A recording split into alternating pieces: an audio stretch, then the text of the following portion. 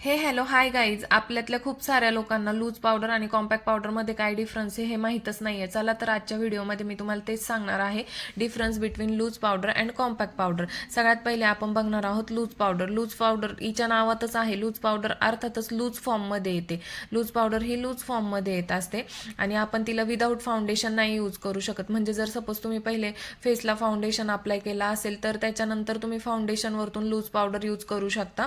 आणि आपण loose powder ही बेस लॉक करण्यासाठी तिचा वापर केला जात असतो. म्हणजे आपण लूज पावडर ही बेस लॉक करण्यासाठी वापरत असतो. लूज पावडरचं कव्हरेज हे शेअर कव्हरेज देते आपल्याला लूज पावडर. आणि लूज पावडरमुळे काय होतं, helps to control oil and shine आणि ऑल्सो मेंटेन हायड्रेशन मेंटेन ठेवते. आणि ऑल स्किन टाईप आपण हिचा यूज करू शकतो. आता सेकंड आहे कॉम्पॅक्ट पावडर. कॉम्पॅक्ट पावडर ही प्रेस फॉर्ममध्ये येते. जशी की लूज पावडर ही लूज फॉर्ममध्ये येत होती, तशीच कॉम्पॅक्ट पावडर ही प्रेस फॉर्ममध्ये येते. आणि आपण हिला विदाऊट फाउंडेशन यूज करू शकतो. म्हणजे जरी तुम्ही तुमच्या फेसला फाउंडेशन अप्लाय केलेलं नसेल तरी पण तुम्ही डिरेक्टली कॉम्पॅक्ट पावडर यूज करू शकता. आणि आपण हिचा वापर कशासाठी केला जातो, कव्हरेजसाठी केला जातो. म्हणजे आपण कॉम्पॅक्ट पावडर आपल्याला आहे ना मीडियम टू फुल कव्हरेज देत असते. आणि कॉम्पॅक्ट पावडरची फिनिशिंग कशी आहे, मॅट फिनिश असते कॉम्पॅक्ट पावडरला.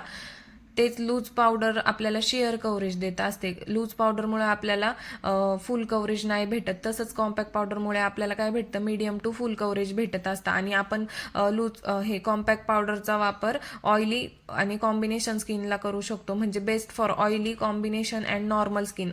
होप सो तुम्हाला लूज पावडर आणि कॉम्पॅक्ट पावडर मधला डिफरन्स समजला असेल.